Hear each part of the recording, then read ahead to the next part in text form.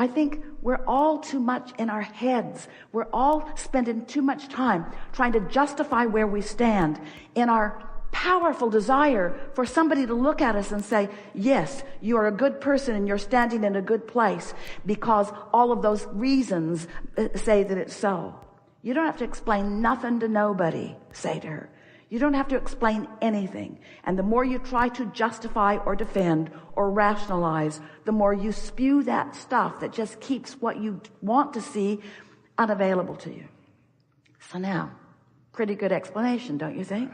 Now, maybe she heard and maybe she didn't, but if she will take a nap, if she really will take a nap, then the next conversation will go like this.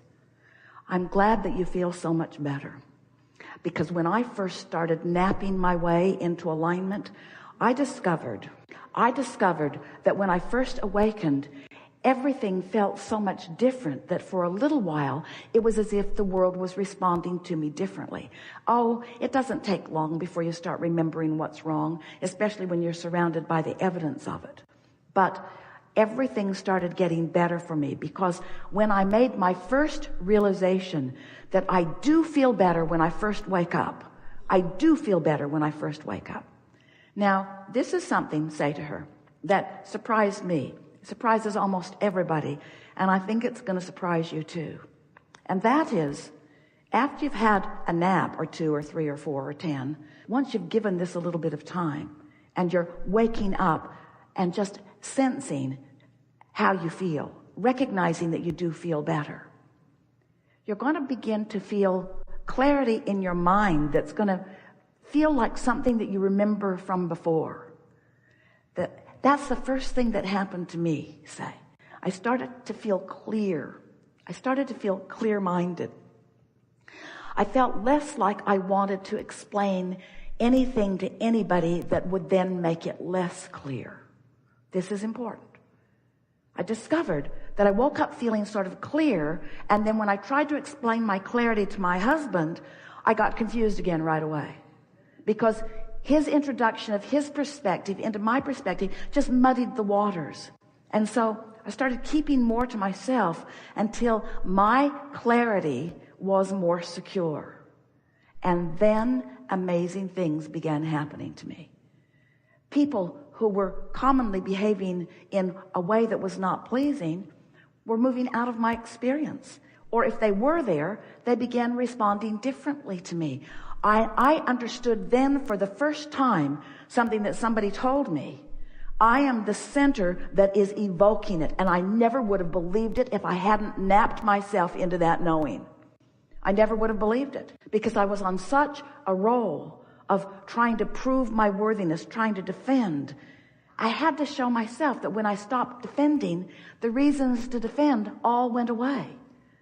And in place of those reasons to defend came a feeling of well-being that started to prove itself to me too. It was as if, and say to her, I believe that it is as if whatever I'm feeling is being proved to me. When I feel unworthy, stuff happens that just supports that. And when I feel better about myself, stuff happens that just supports that. And so, little by little, I'm no longer someone who wants to debate issues. I don't want to talk about all of the different ways of living life. They are endless, and they're all right for somebody. I just discovered that I want to feel good, and I can think thoughts that do feel good, and when I do that consistently, things that match those thoughts, other people, other experiences, it's like I am the center of my universe, and they are all too. Time for another nap. So then, it's going pretty well. Starting to listen, starting to feel better. And then we would say, I got to tell you now everything that I know. And it's so simple. It's like learning the use of a tool. Here is a tool that chops down trees. And you can chop down trees anywhere you want, and you can make anything you want from them. I'm just going to teach you how to use the tool. And once you've got the tool, you can create anything that you want with it. So here is the tool. You are the creator of your own reality because you are the thinker and therefore the feeler of your own experience. If you, for whatever reason, find thoughts that make you feel ornery first thing in the morning, you will establish yourself on what I like to call a sort of ornery disc. It's like this spinning ornery disc, and ornery people will come out of the woodwork to play with you. If you feel despair, every thought you've ever thought about your inability to control your own reality will come into your experience, and the world will beat up on you today. If you find love or appreciation and you spin on that disc, it's what I try to do, say, things and people and experiences will come out of the woodwork to demonstrate to you the point of attraction that you have accomplished. You are the creator of your reality, whether you like it or not. And you get to create a reality that you like or not. I wouldn't have taken the time to explain this to you if I didn't know for sure that you want it, and if I didn't know for sure that you could do it. Have you ever been in a conversation where somebody's explaining something that's gone wrong, and the more they explain and you understand, the more animated they become, the more details they begin to bring into their experience. And then the more you debate it and the more you talk about it, the worse you feel. And no good ever comes from the conversation. Does any good ever come from the conversation?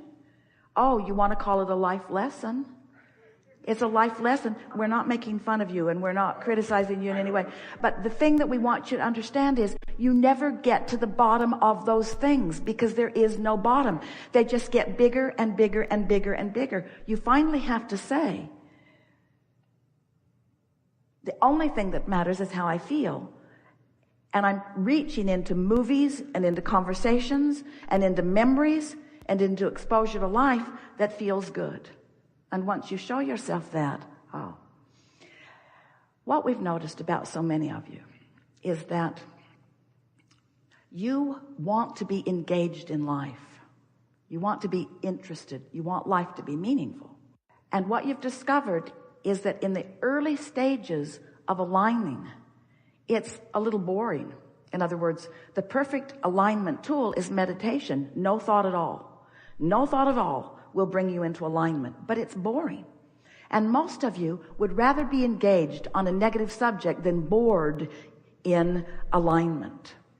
But what we want you to understand is that there is something more that comes after, because what we were talking about with your friend is bringing her all the way back from all of the details, back from the details, back from the details, back from the details, back to the details, into something that is going to feel a little boring at first. Because no thought. You mean you don't want me to talk about those things? Really don't want you to talk about those things. So you stand in a sort of nice weather, huh? Go Broncos.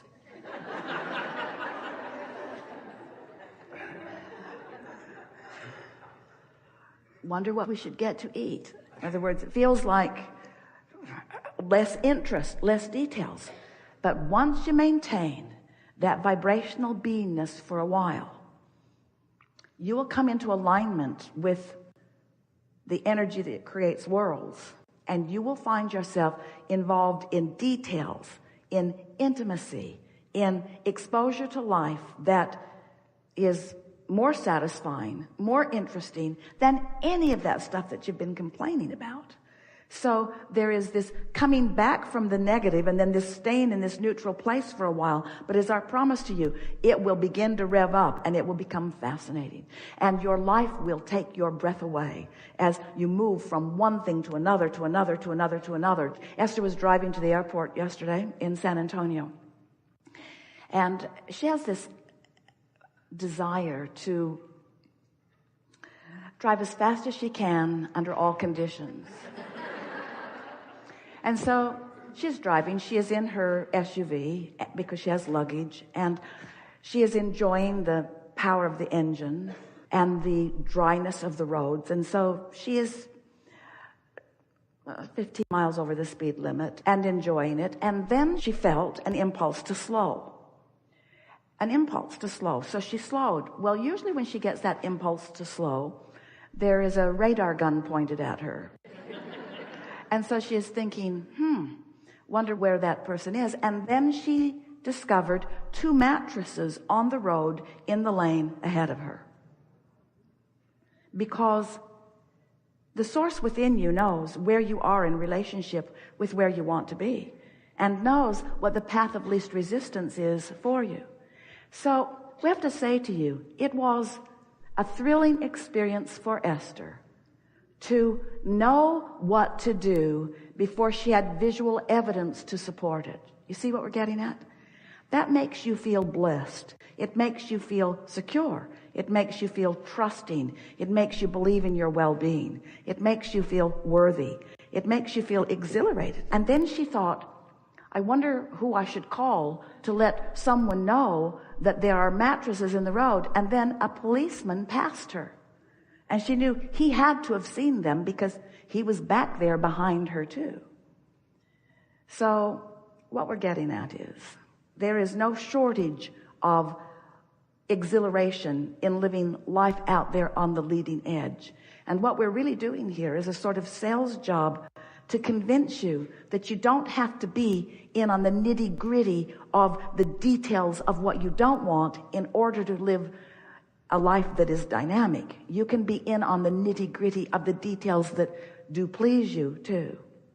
And it may sound odd, especially to a group like you, but almost everybody that you meet does not understand that. They would rather get into a really strong, fiery conversation about unwanted things than they would settle back into alignment. And it's because they've gone from that contentment to that strong energy moving in the direction of what isn't wanted. But it's a rare one of you who has moved into the strong direction of energy moving toward what you are wanting.